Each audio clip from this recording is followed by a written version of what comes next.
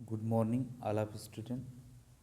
आज मैं स्टार्ट करूंगा। आज आपको बताऊंगा ये 6, 7, 8, 9, 10th क्लास के बच्चों को, सभी को जो जानना चाहते हैं कि टेंस क्या है, आखिर टेंसेस क्या है। एक मैं पीडीएफ बनाया हूँ एक बुक से, एक्सीलेंट ग्रामर्स की बुक से।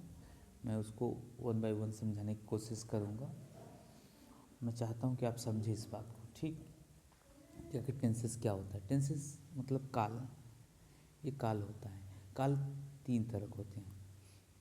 आप इसमें देखिए कि कोई कार्य हो रहा है या पहले हो चुका है या भविष्य में कभी होगा, इस टेंस या को हम क्या कहते हैं, काल कहते हैं। यानी काल 3 था। समय टाइम के विभाजन को ही हम क्या कहते हैं, काल कहते हैं। अगर कोई कार्य हो रहा है या पहले हो चुका है, भविष्य में होगा, इसी टेंस या हम क्या कहते हैं, काल। समय जिसे टाइम के विभाजन को ही हम टेंस कहते हैं। क्रिया के रूप में वर्ब को ही बदल कर टेंस काल का ज्ञान होता है।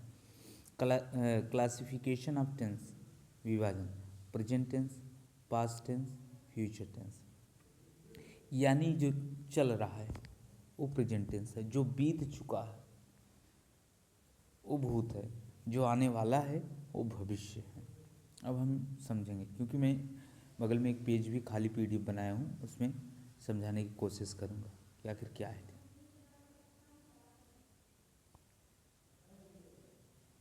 डिफिनेशन कि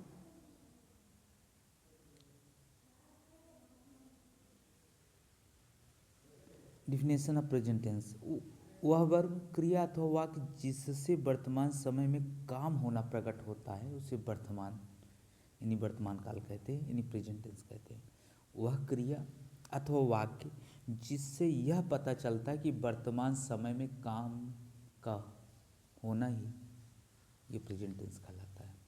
अब प्रेजेंट टेंस क्लासिफिकेशन देखिए, इसमें कितने प्रेजेंट इंडिफिनिट, इसको सिंपल प्रेजेंट भी कहते हैं, इसको सिंपल प्रेजेंट भी कहते हैं। प्रेजेंट कंटिन्यूअस या प्रोग्रेसिव टेंस कहते हैं। Present perfect tense, present perfect continuous tense. तो समझेंगे, देखिए प्रेजेंट इंडिफिनिट और सिंपल प्रेजेंट। अर्थ और परिभाषा करें: जिन वाक्यों के अंत में ता हूँ,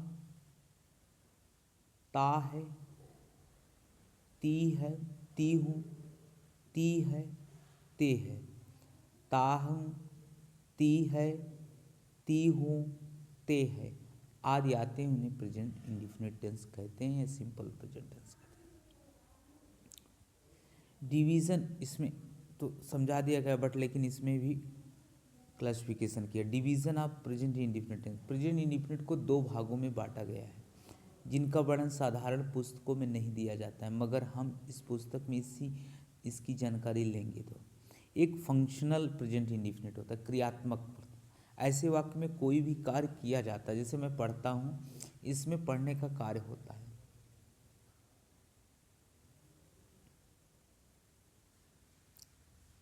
बी में डिस्क्रिप्टिव कि प्रेजेंट इंडिफिनिट वर्णनात्मक वर्तमान काल कहते हैं। ऐसे वाक्य में क्रिया नहीं होती है, वरन इंट्रोगेटिव सेंटेंस प्रश्नवाचक हेल्पिंग वर्ब से स्टार्ट होता है।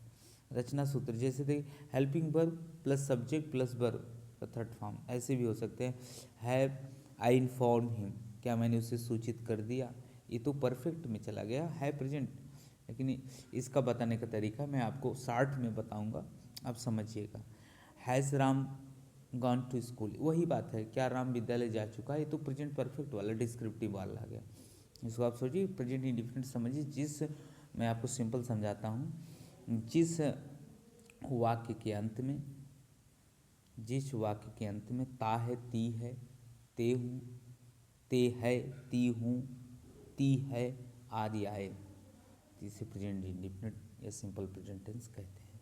अब चलो मैं आपको एक सादे पेज में पीडीएफ में समझाता हूँ, आपको सरल भाषा में।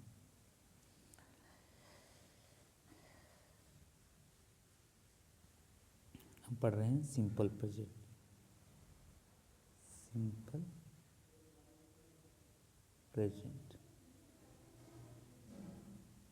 ठीक, या इंडिफिनिट, या इंडिफिनिट इसको कहते हैं। Indefinite tense. देखो जिस वाक्य के अंत में हमें पता ता है, ती है, ते हैं या ता हूँ, ये सब ना उसे सिंपल प्रेजेंट या प्रेजेंट इंडेफिनिट कहते हैं। अब इसका रूल क्या है, हम इसका रूल समझेंगे। जैसे इसमें भी अफर्मेटिव सेंटेंस की बात होती है। जब हम सिंपल अफर्मेटिव सेंटेंस की बात करेंगे, जैसे मान लो इसमें आपका सब्जेक्ट प्लस वर्ब के फर्स्ट फॉर्म में यस या ईएस प्लस ऑब्जेक्ट,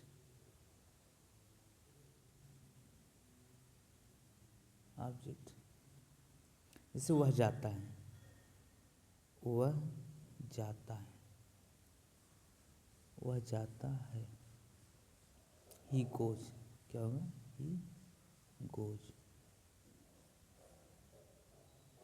वह खाना पकाती है, वह भोजन पकाती, मान लो खाना भोजन है,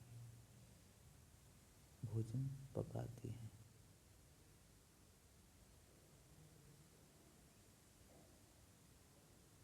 पकाती है तो सी कुक्स फूड, ये सिंपल। इसका स्ट्रक्चर होगा सब्जेक्ट वर्ब के फर्स्ट फॉर्म में एस या एस प्लस ऑब्जेक्ट। देखते हैं दूसरे, इसको समझते हैं। इसमें ये अफर्मेटिव सेंटेंस का रूल, किसका, अफर्मेटिव सेंटेंस का। मैं स्ट्रक्चर यहाँ बना दे रहा हूँ, आप तो ये पहचान लेंगे अगर ये कौन सा टेंस है। तो अफर्मेटिव सेंटेंस का स्ट्रक्चर क्या है,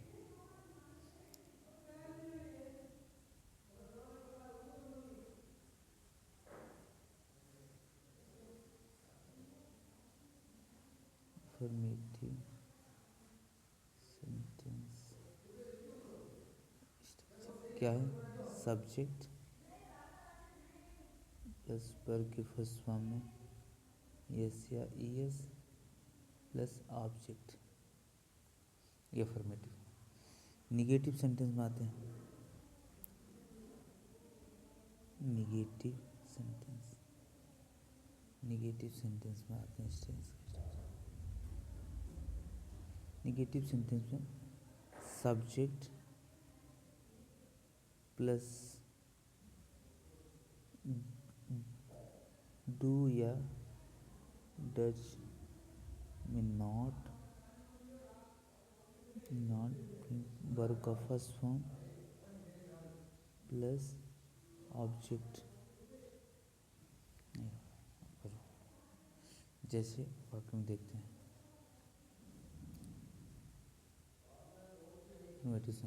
वे लोग स्कूल नहीं जाते हैं, वे लोग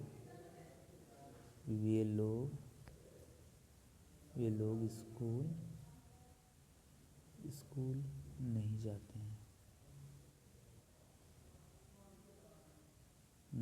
हैं। तो होगा they do not go to school. यानी जितने बहुवचन होंगे उनके साथ डू नॉट, और जितने सिंगुलर सब्जेक्ट होंगे उनके साथ डज नॉट। एक बात यह भी समझिए आप सिंपल में, जो सिंगुलर सब्जेक्ट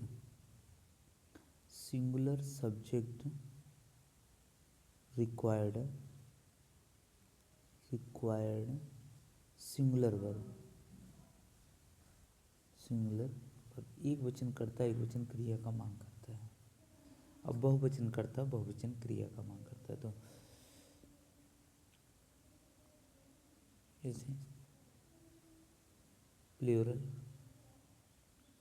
सब्जेक्ट रिक्वायर्ड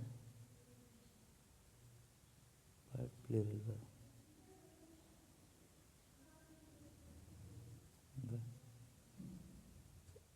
जैसे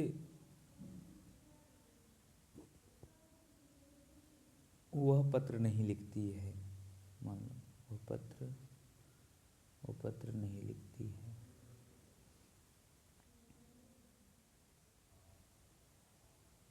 वह पत्र नहीं लिखती है, वो पत्र नहीं लिखती है, पत्र नहीं लिखती है। अब समझ लो, she does not write letter.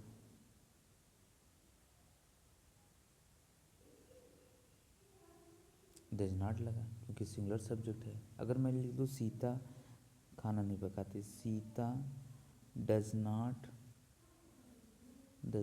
Cook food.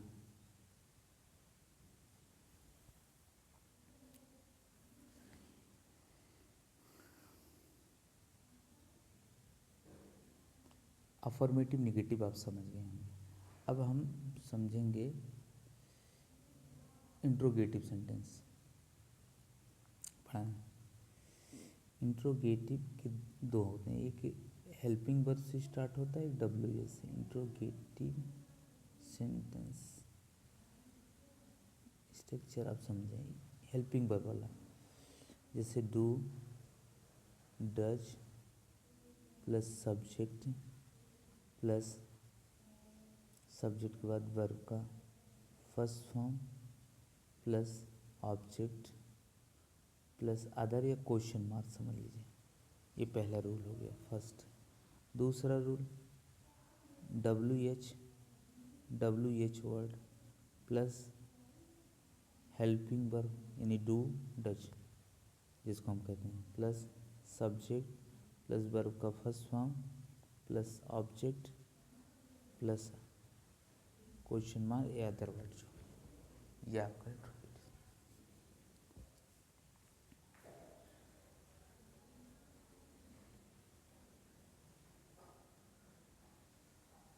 Structure जरूर याद रखिए। जैसे क्या मैं अंग्रेजी व्याकरण पढ़ाता हूँ, क्या मैं अंग्रेजी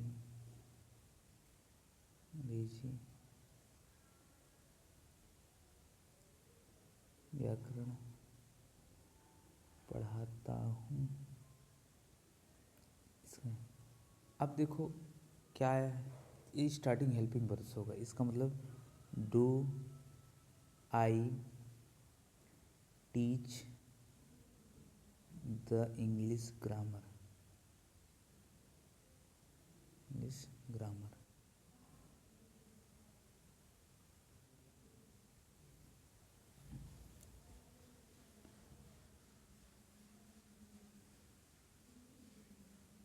मोहन क्यों बाजार घूमने जाता है?